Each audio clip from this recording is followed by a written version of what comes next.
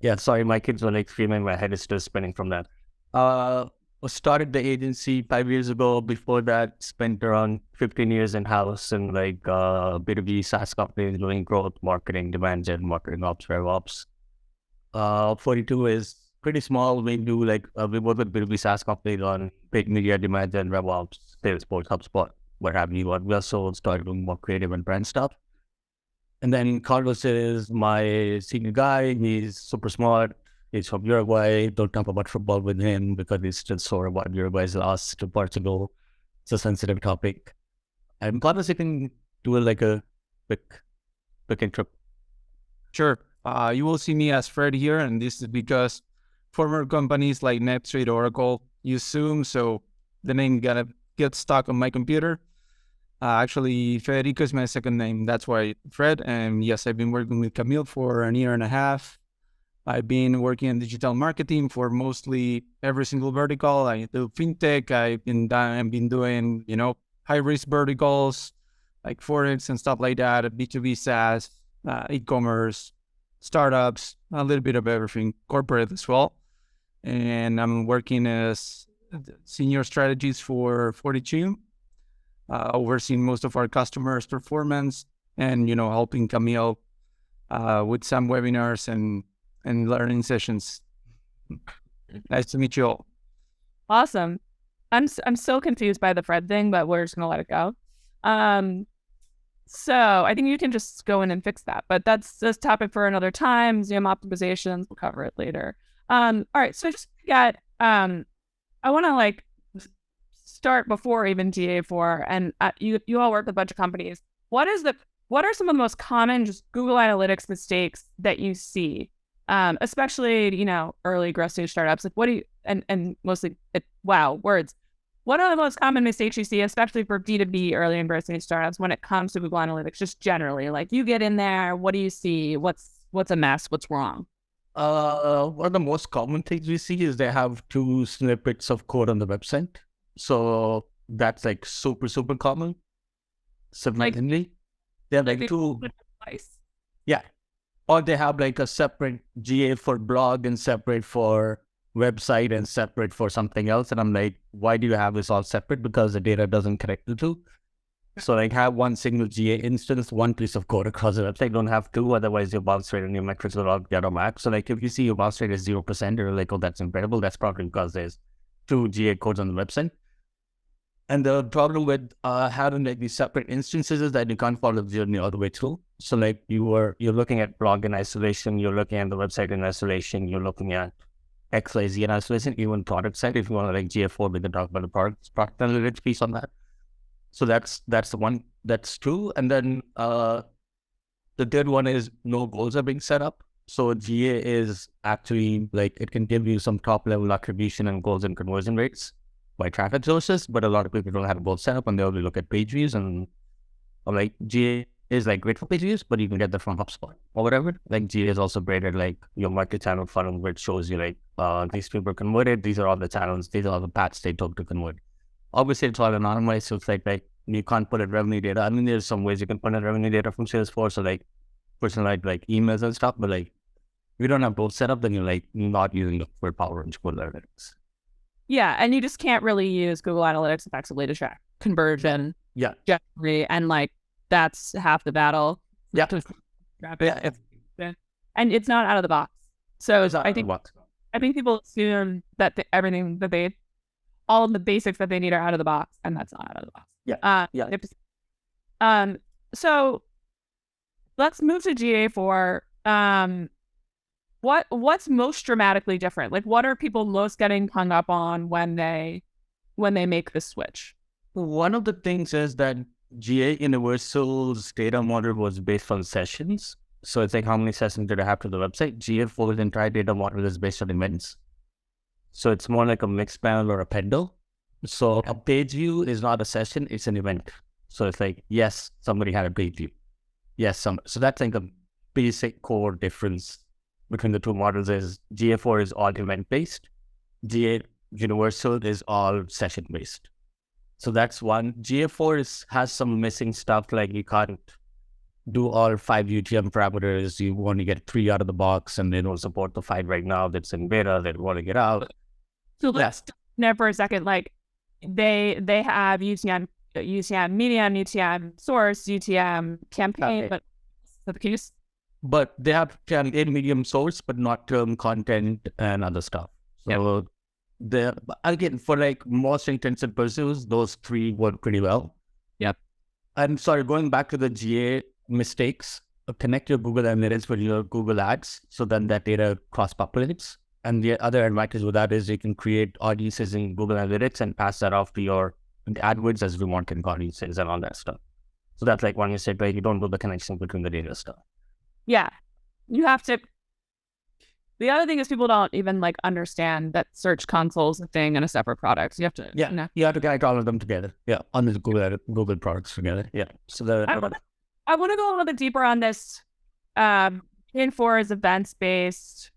Google Analytics before was sessions-based. Like, what are some of the like practical, or not practical, but the actual implications of that on, for someone that's just kind of trying to look at what the hell's going on their website?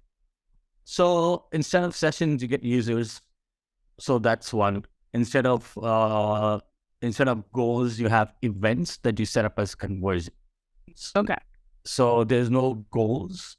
You set up events in GA4. It comes out of the box with page view, scroll, and there's a couple other. But like other events, you have to set up. Where did somebody click on this button? Did somebody fill out this form? Did somebody take this action? You have to set that up as an event, not as a goal. And then you can have all these events tracking in the back end, but then you can set up certain events as conversion goals. So you can mark them, literally like marking them as a conversion goal. Okay.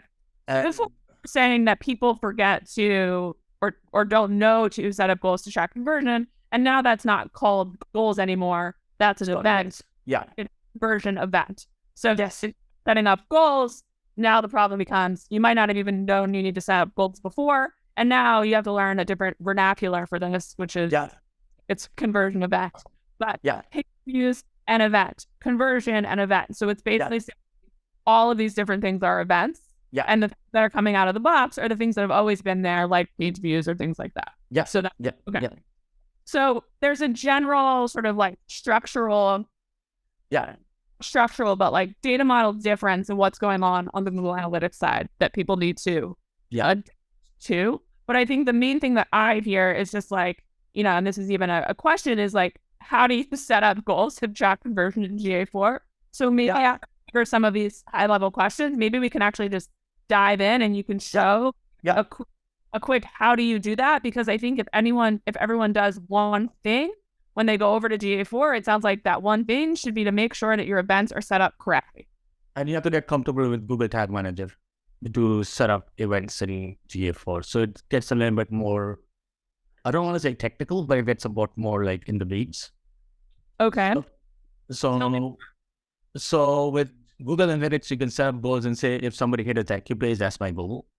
With GA4, you have to set that up as an event.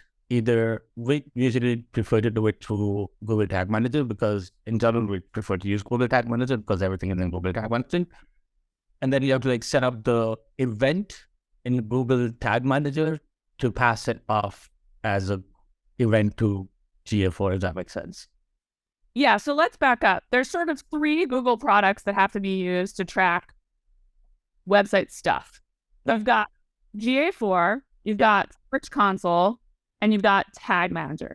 Yes. And to get your Google Analytics or GA4 instance set up properly, or you have to use, even before, but you have to use all 3 of those things. Yeah. It's kind of crazy is I'm trying to use a product and I have to go use other products to use it, and it's all made by the same company. So it's a little bit bonkers, but you have to have Google Tag. It's more scalable that way as well. So there's an advantage to that scalability and more robustness versus when you use goals, you might. So funny story, this happened to us. We were tracking a Google Ads conversion to a Google Analytics goal because you can import goals as Google Ads conversions. They changed their website, the URLs all changed, and for 2 weeks, we were like, why are we not getting conversion of AdWords? We're like spending significant amounts of money. And it was like a basic, like we didn't update that goal in GA4, but it was updated everywhere else. when the tag manager event, because it's tag manager, you kind of pass that off. Like think of it as a CDP or a segment in a way, where you pass it off to different places. So it's like that central place where you have all your scripts, you have all your events, and like you just update it in one place, and then it sends off to different places. Right. So tag manager in some ways is kind of like your data warehouse, and then, you can push that to a bunch of places. So it's a backup. So if you're tracking events in tag manager, then you could always go and change how that's viewed. Is this why, this is a genuine question, is this why people say they can get retroactive information from GA4 that they couldn't get? You cannot get retroactive. So unless you had it set up in tag manager, or is that not true? That's not true. No. So like once you migrate from Google Analytics to GA4, you lose all this structured data. It stops completely. Because the data model is completely different, the tracking scripts are different, so it's like in streams of events, it's like different data models or different setups. So like on that GA, that's why like when you actually do the migration, don't kill your GA universal. Like don't take out the script, don't kill it, don't delete it, like keep that there, because GA4 and that can run in parallel. And then GA4, as you build up the data, you can start phasing out your Google Analytics, but like keep both, because like during that transition period, you need to see what's happening.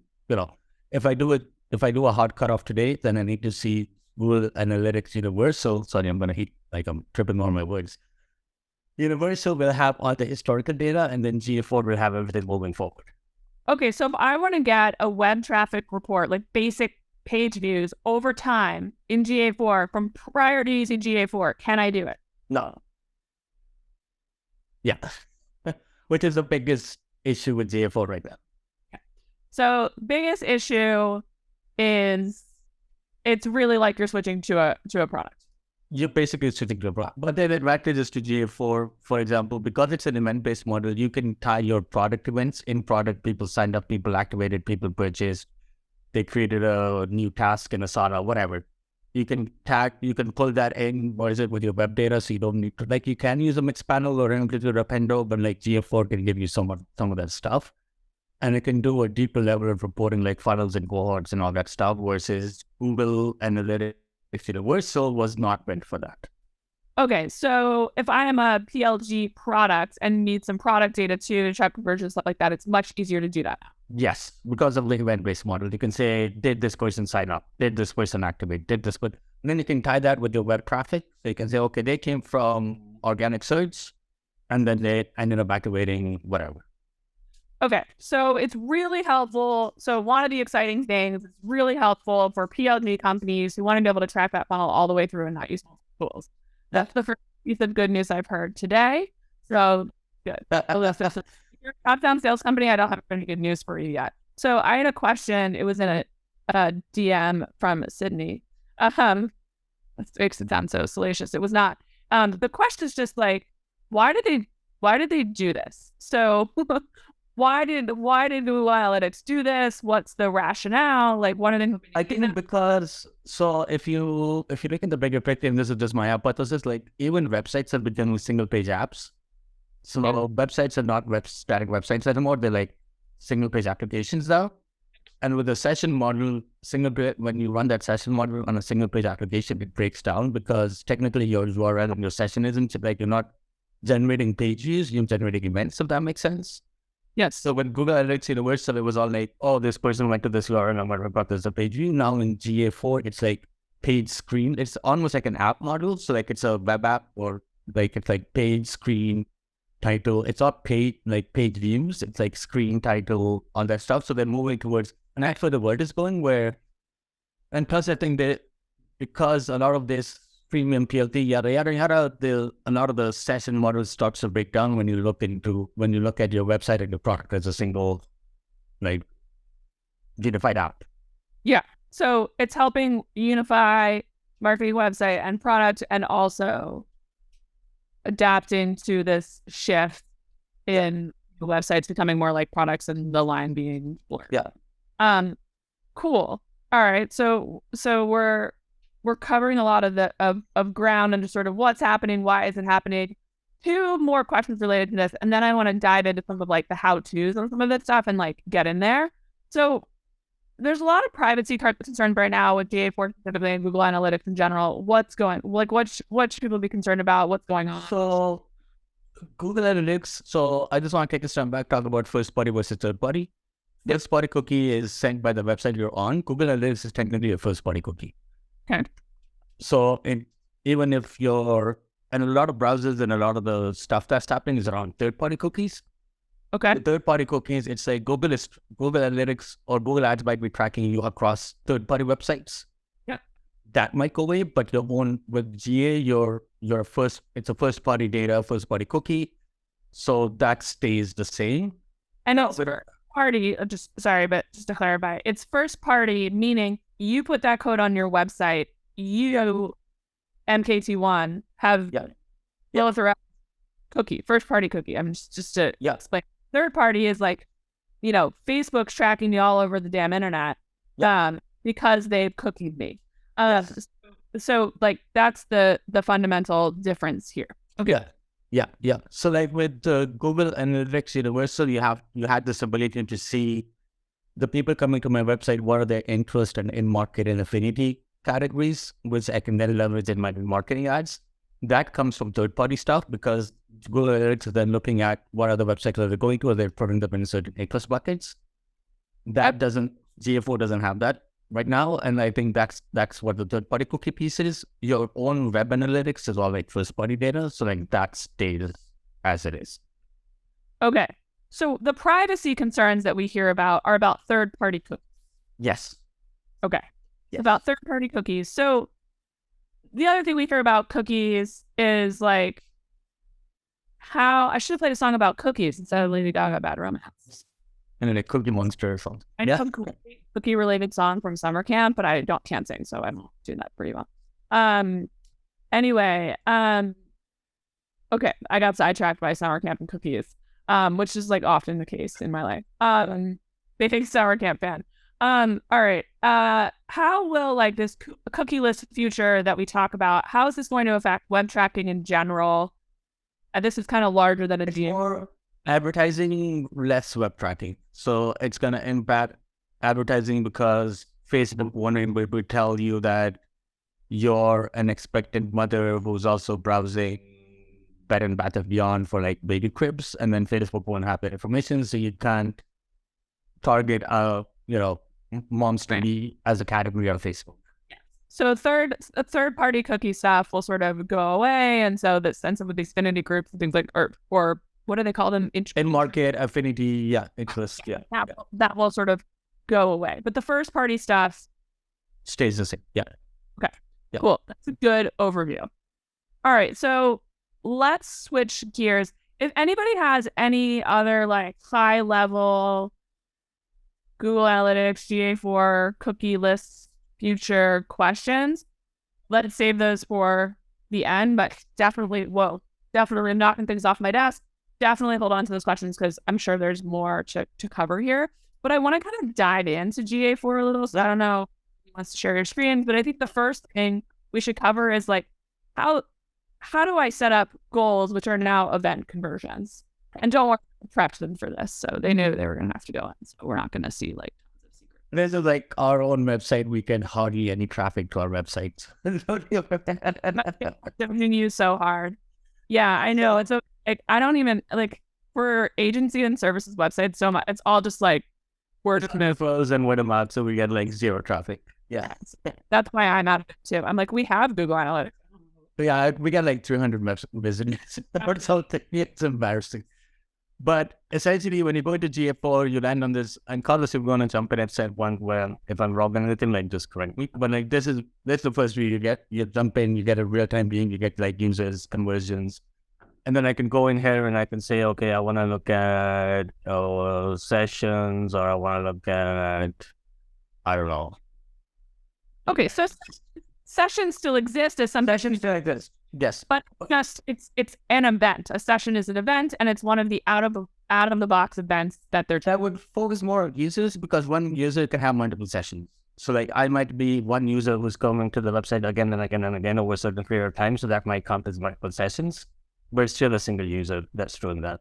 So like, one of that I always love. So one of my favorite metrics, especially at Asana, where it's like PLG self-serve, was just new user sessions, because that to me was like the best proxy for going to sign up or should sign up. So I would often conversion rates off of that. So users is sort of now more front and center. So they're sort of promoting that view of the world as well.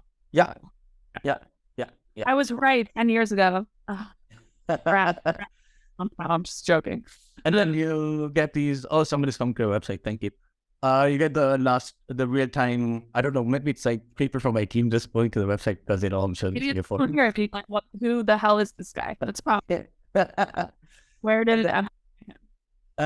These are like the page title screens, so like which pages they're visiting, where they're coming from, blah, blah, blah. Insights and recommendations is like, it'll populate over time as you get more data, but Google might say that, people from, I don't know, organic search tend to have a lower bounce rate. And that's like an interesting insight. For any of the companies you've worked with, this is one of my questions, are those insights actually insightful?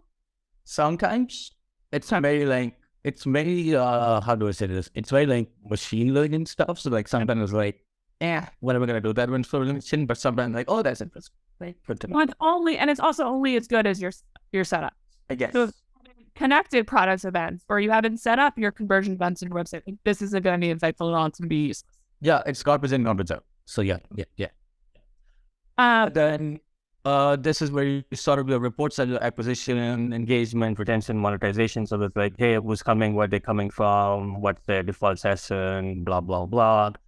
These are on my channel breakdowns, so like where they're coming from, default channel, source, medium, you can see all that stuff there. Do you think that the out-of-the-box dashboards here are a good place to start? Or when you work with companies, are you basically saying, go build your own, this is a bunch of stuff? We might do a little bit of like channel grouping for them, because they might, we might want to break out in terms of, an example is like for social, they bundle up all social together. So we might be like, we want to have bacon as a separate bucket of things that we want to report on.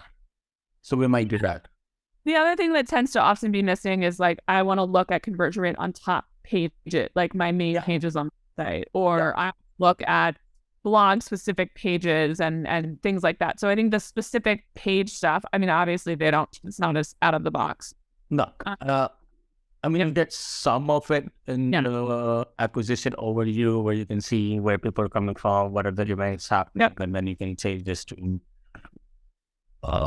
different sources. You can add different stuff here, so page screen, posting, land page query, blah, blah, blah.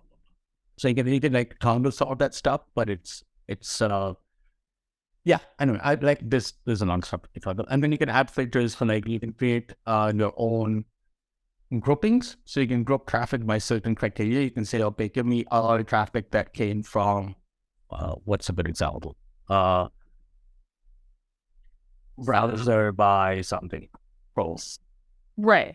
So I want to dive into like two things specifically that I think hang people up. I mean, you're welcome to keep giving an overview, but I want to dive into this event setup thing, and I also want to dive into, you're saying use one code snippet across all of your web properties, or your blog and your website. And I want to explain how you sort of just get blog traffic when you do that, and make those groupings. So let's zoom in on both of those things, and then we'll over to questions from the group. So one thing, these are some out of the box events that you get, and then you can mark certain events as a conversion. That's your goal. That's where you say this is a goal or this is a conversion. So I can just talk about this yes or no. You can create an event within GA just by saying that you're going to send an event from your product. So there's two ways to do it. You say either within a hard-coded event in the product saying sign_out. And then that event gets passed to Google Analytics. And then I can say, okay, if event name is sign up, I don't have that event right now. Okay. And then this event is called sign up. And then I can just create that, and I can add more conditions saying other parameters, quantity. Yeah. So how did I set up that thing that says sign up in the product? You have to hard code it with JavaScript. So you probably need somebody from the product team to do that for you. let me know if you can still see my tag manager screen. Okay. I'm going to switch to tag manager. Is my tag manager showing, or am I still showing? Yeah, your tag manager showing. Okay. And then I can go into Tag Manager and I can say, okay, I want to create a new GA4 event. So this is out of the box in Tag Manager. I can pick up this one. I can call this sign up, blah, blah, blah. I can add parameters, yada, yada, yada. But the good thing is I can just like add a page sheet as an event trigger, right? So like, I don't have to, like if it's a web event. So it's like, hey, somebody requested a demo, the thank you page hits, just out of the box. I'm triggering this event called demo requested when somebody hits this thank you page, and then that gets passed back to GA. So the easiest way to set up these conversion events is to use the set up the tracking on the page after that conversion event. So on the next screen, like that's the easiest way to do it. And you can do that without needing to, you have Tag Manager on your site, you have GA4 on your site. You can just do that by saying, you hit this page. So that's the simplest way to track conversions. Quick question coming in from Mari. If we already have events in Segment, can we use those, or do they still have to be coded into Tag Manager? No, you just end up to, I believe GA4 is a destination in the segment, so you can just pass them off to GA4 as an event. So that saves you all this trouble of setting up events again. Okay. So your product team has events set up with whatever tool they use. That is getting plugged into Segment or pushed into Segment, and then you can push from Segment to GA4. Yes. The whole point of Segment, but yeah. You can push from Segment to GA4, Analytics, Facebook, wherever have you. Another question related to this. So we've been having a hard time with thank you pages because visitors usually exit out so quickly that it doesn't track. Is there any solution to this? Just make sure.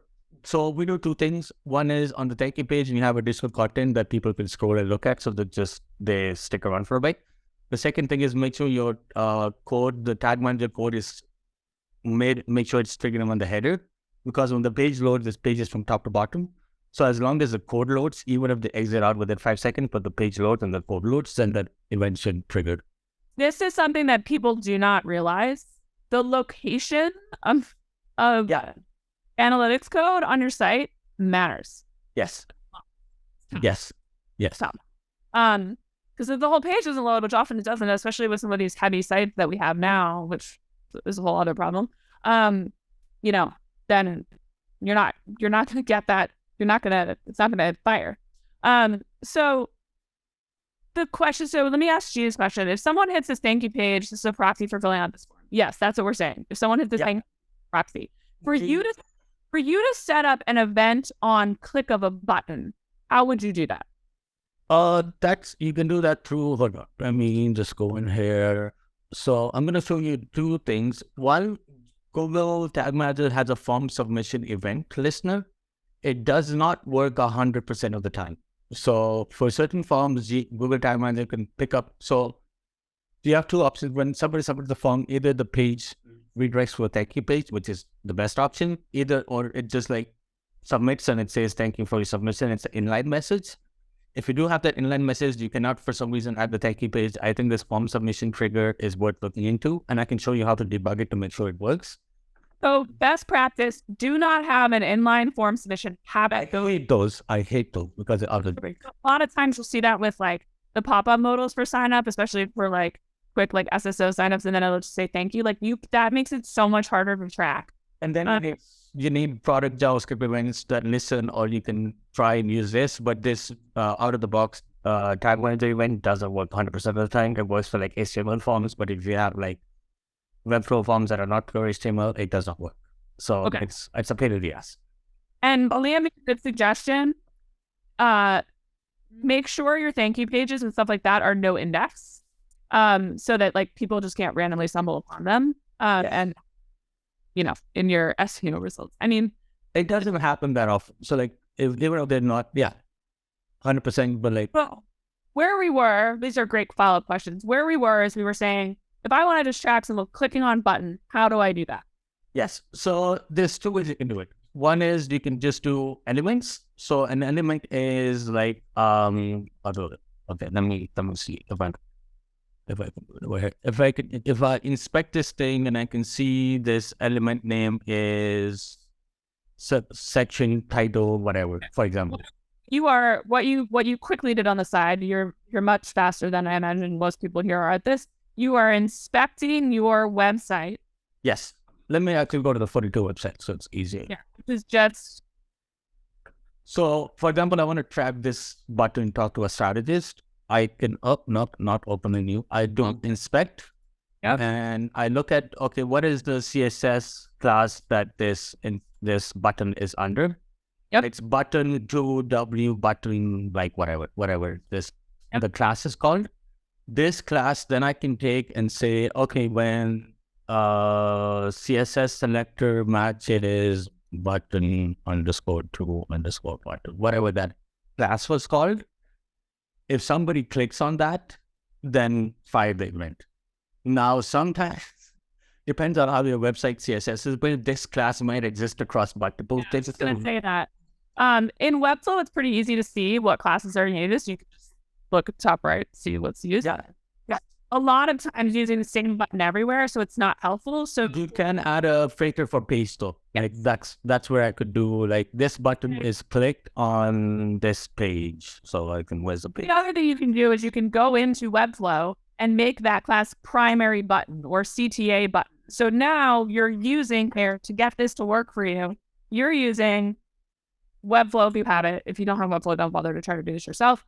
You're using Tag Manager, you're using Google Analytics4, and there's some Search Console stuff. I do not recommend button clicks as conversion events because sometimes people click the button, but the action doesn't actually complete. So like, for example, you or somebody in the form, you hit the submit button, but there's an error of the form and the convert. So like, oftentimes that's what happens is you double count the events because they're actually not firing properly. Yeah, I mean, I think you might as well track that and thank you page stuff too. It's just like a two ways of tracking it. You're gonna get your conversion rate will look artificially high if you're just doing the event. But if you wanna jump in or if you wanna jump off, like feel free to. I don't want to take you here. I know you've got tons of things to do. You good? Okay. Oh, for Carlos. Okay, so let's sorry, my dog is not working. Let's talk about what was the other one that I mentioned that we were going to talk about. I totally forgot. Oh, that's setting up groupings. Setting up groupings of pages. Yes. Okay, let me just go and change it. So I can go and hit here. I'm just going to use acquisition as an example. Page. So here is where I can do, we don't have the blog built out, but I can say, like, this is my blog traffic segment. So imagine you have, so you can do, like, you can select them or you can, and then like you have blog, blah, blah, blah, whatever. So that just creates a separate, so this, obviously we don't have track to the blog because we don't publish anything, but like that creates a second grouping of traffic that only shows you the blog stuff versus just your overall website. And this used to be sort of hidden behind a bunch of like settings menus. Yes, it was in the settings menu. Yeah, now it's up front. Yeah. So that, and then I can do that for like page is whatever pricing, and like I can create as many as I want. So pricing. Oh, I have to hit OK. And then I can inspect these and compare these to like, what is, we don't have anybody. Oh, this is embarrassing. From my website, no data. But we have like a tiny bit of people coming to the pricing. And then the other interesting thing in GA is you can go to this Explore tab, and then it gives you like pretty much a lot of like pre-built reports that are like, for example, I can what's a good way? I can say, okay, how many people who come to the website also land on my demo page and then request a demo? So like I can build that conversion report in GA4 pretty much out of the box because I have these, does that make sense? I'm not explaining this very well. So I can go in here and add like, okay, people come from this page and then they go to Right. So this is just how you're setting up your funnels. If you're trying to say this path, this is how you go in and do it. Which, this was particularly useful, one would imagine, now that you can add for some of these product events in. yes, exactly. And this was not something you could easily do in Google Analytics Universal. So like with GA4, you have the ability to create like actual reports based on events, because everything is an event. You can say this event happened, this event happened. What was the drop off? What was the lag? What was the delay between all these events happening? So like you can include, imagine your conversion rate from a homepage visit to a demo page to a conversion on a demo or a sign up or whatever. And thanks for Fred and Liam for kind of monitoring some of the questions in the chat. Super, super helpful. Appreciate you. Quick question. So switching gears. So this is a good thing. So even if you're a top-down sales company, I said there wasn't good news for you. There is good news. It's much easier to set up funnel reporting in here. Yes. The other question that came from Mari that was a little bit ago was, she would love an example of cohort reporting in GA4. She's done this in Amplitude and it's a pain. Is that something that's easy in? It gives you something out of the box. Where is it? Cohort configuration. So depending on, you have to like set up your events. So right now it's any event, and because we don't have any, like we don't have that many events, so I can just set up like first visit and what is the cohort of people who came on this date and this, and then came back with two. Obviously they have 1 zeros because we got website traffic stuff. This is so embarrassing, but it gives you, as long as the events are set up, you can do this for like you can do the cohort on different events or multiple events out of the box. It's relatively easy. It's kind of like what Mixpanel used to do. I haven't used Amplitude that much, but Mixpanel used to do this pretty well. So you can do that. As long as your product events are verified, you're documented, and you send them out to GA4, it gives you some cohort to put into the box, and then you can add your layers on top, saying that the first cohort they came, and then returning event was this one, and you can do about kind of things. Okay. And then I can add segments for like direct mobile, whatever. Does that help? Mari? Yeah, I guess this is helpful. Thank you. What I'm really curious about, so if you were to segment by like an event, would that be anybody who did that event in that time period? Yes. So what was the first event they came, and then what was the second? So this is, I'm doing, let me do this. Session. I don't have any good events. Just do first visit. Yeah. So if their first visit was in this case, it would be like, if your first visit was between October 31st and November 5th, what happened? Did this other happen by week 4? Is that what's happening?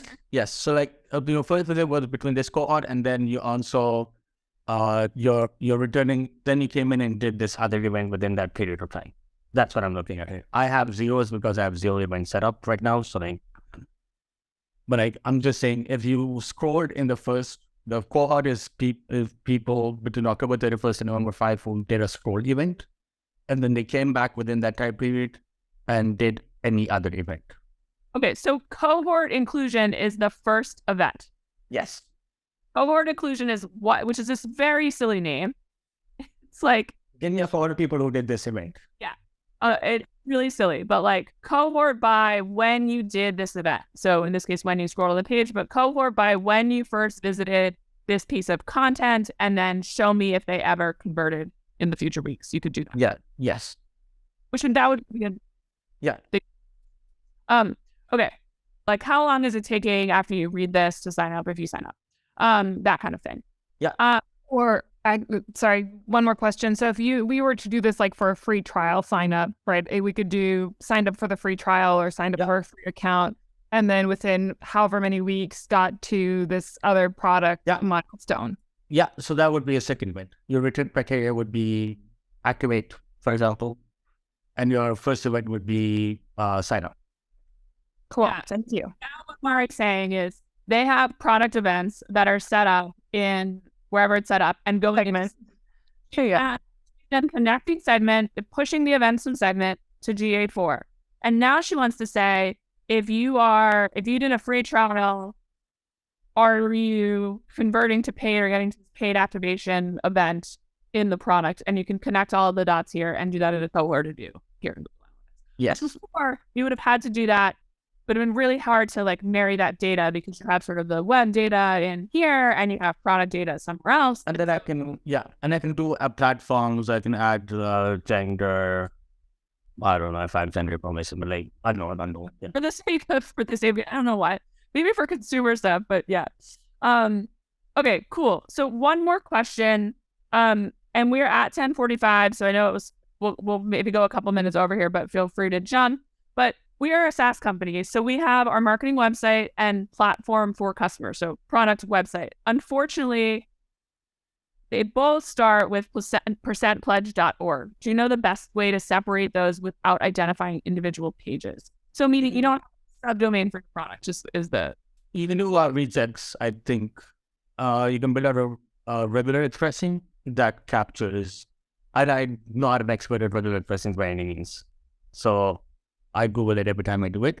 But essentially with regular expressing, you're saying you don't need to like say individual pages. You just create an expression saying that if it contains these string of values in this particular sequence, group the element by in this bucket. So there's also a way, it depends on how the URL structure is created for the portal and for the marketing website.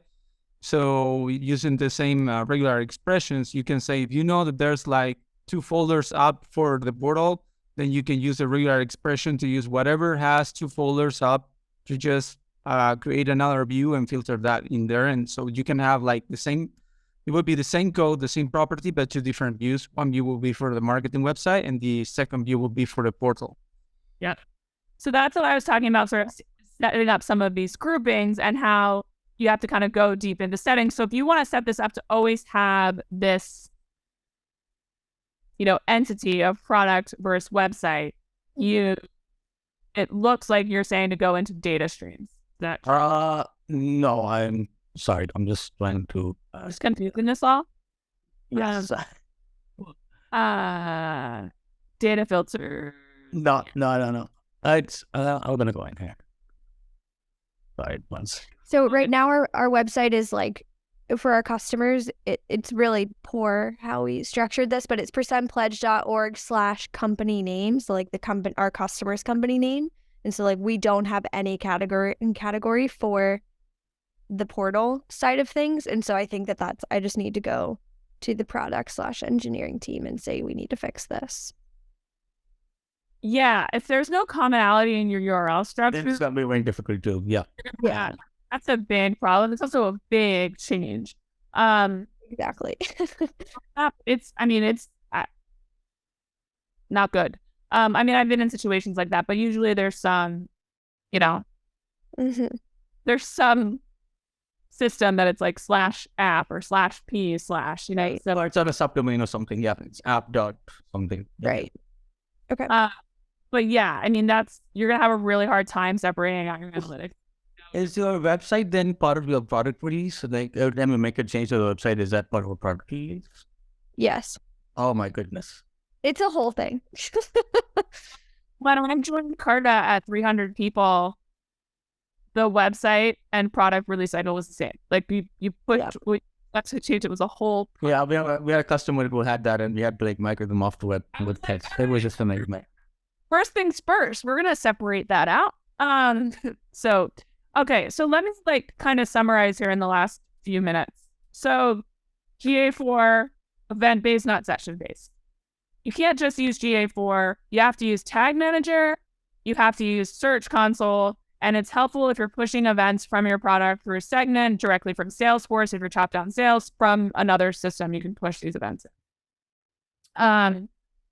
Good things are that you can actually better use product data or other event data and see full funnel views. Bad things is that this is a hard switch, so you're not going to get historical data. So keep that original Universal Analytics code up so you have that data until you're ready to sort of switch over and just look at GA4. So this means do not delay on getting GA4 set up until the hard cutoff date, which is this summer 2023, correct? Yes. They might push it back, but yes, for now. Yeah, they probably will, but go get this at least set up now with the GA4 code and all of that stuff, and get your events, which are now conversion events, get your goals, which are now conversion events, set in GA4. So if you're not in GA4 yet, 2 things to do: add that code. 2, set up your conversion events so you're like ready to make this migration. Yes. Also, one more thing, good thing about GA4, and this is a bit more nuanced, is in Google Analytics Universal, if you had 2 different web properties like asana.com and 42agency.com, and for example, they were owned by the same company, you wanted to track them, you had to add some extra code for cross-domain tracking. GA4 comes, correct me if I'm wrong, but that does it out of the box for you. Yes. So, for example, our blog is on Substack, our website is at 42agency.com. We can track those under the same GA4 instance without any extra hassle. Oh, I should probably be doing that. So, I mean, the Substack doesn't support GA4 right now, but yes. The old cross-domain tracking right now is in data streams. So if you should be able to see, if you have the code on both your subdomain and your main domain, you should be able to see both in the data streams. And that's basically, so then you can just go by page title and screens, and you will be able to see blogs and also your website. So if that doesn't happen, just make sure to add your subdomain to data streams, and that will do the work. Yeah. Okay. The other thing we're talking about here is just, should your blog be on a subdomain or not? It is much better to have your blog be mkt1.co/blog than blog.co for SEO purposes. The question is, this is two final questions here. Is it worth, I imagine it's still worth making that change, even though you're going to have a bunch of redirects if you change your blog to /blog. Still worth doing. I have a very opposing view on this. People hate me for it, but for 90% of the companies, you have so many foundational SEO things you need to do. And I feel like the subdomain versus the directory stuff is like the final 10%. Okay. So I wouldn't worry about it unless you're getting like SEO like mainly blowing up for you. Like, okay, what's that next thing we need to do to get like the extra? And there's no better, if you're going to change it, there's no better time to change it than now. Yes. So if you only have a few blog posts because you're an early stage company, go change it now. It's going to require like a bunch of redirects and crazy things, and you haven't done some of the other basics on SEO, it might not be the best use. And if you're using HubSpot as your blog platform, you are stuck with the subdomain. So like that's just how HubSpot works. So there's that. Don't use HubSpot as your CMS. I strong feelings on that, but don't use Webflow, please. The last question was it's a great question.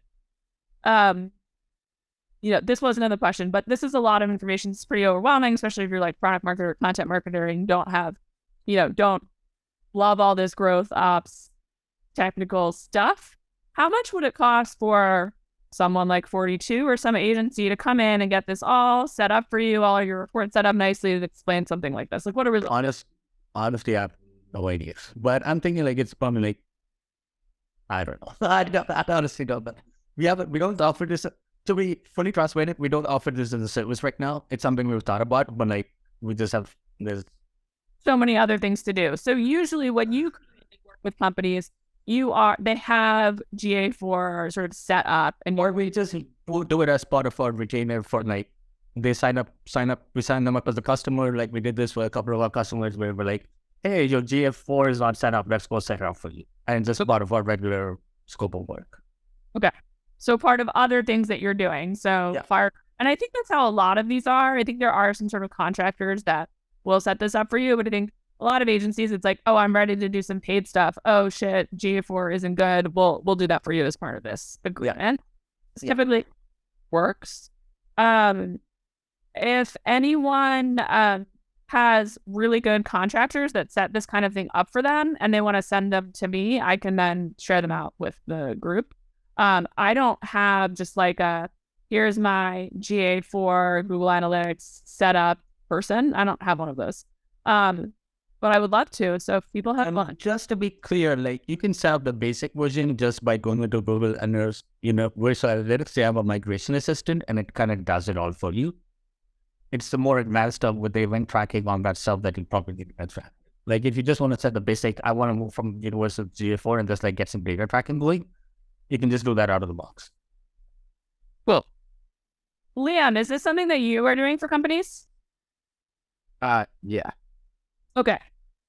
Liam is a contractor who can help you with a lot of this setup stuff. He's was in the first cohort of my course. He's super helpful to everyone there. So yeah, call Liam.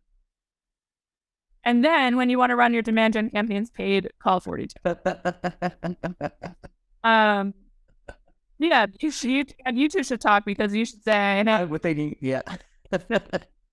See, we won't be done. It's just we have a whole funnel going on, a web of marketing services. All right. Well, thank you so much to 42 for joining us and answering some of these questions. I hope this was helpful. I was trying to be at a level that was helpful to people who are like brand new to this and helpful to people who are in the weeds on this. So hope this kind of covered the bases. And for people that are joining the website course on Friday, I will see you then. So will Kathleen. And yeah, have a great rest of your day. Thank you. Bye, y'all.